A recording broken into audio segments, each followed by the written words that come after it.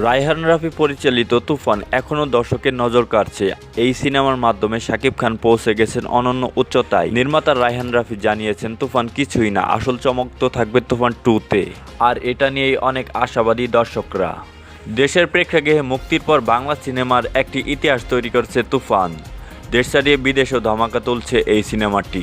কলকাতায় প্রচারে গিয়ে সেখানকার সংবাদ মাধ্যমের মুখোমুখি হয়েছিলেন রায়হান রাফি। ভারতের আনন্দবাজার পত্রিকার সঙ্গে তুফান 2 নিয়ে কথা বলছিলেন নির্মাতা। তিনি যুক্তরাষ্ট্র সফর গেছেন।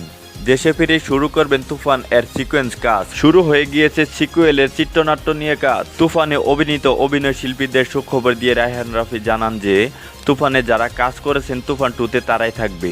এছাড়া আরও কলকাতার বড় বড় তারকারা থাকতে পারে এই ছবিতে।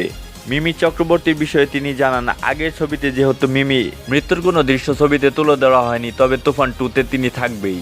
সো বন্ধুরা, এই ছিল আজকের আপডেট। পরবর্তী আপডেট ভিডিও পেতে চ্যানেলটিকে সাবস্ক্রাইব করতে ভুলবেন না। ধন্যবাদ।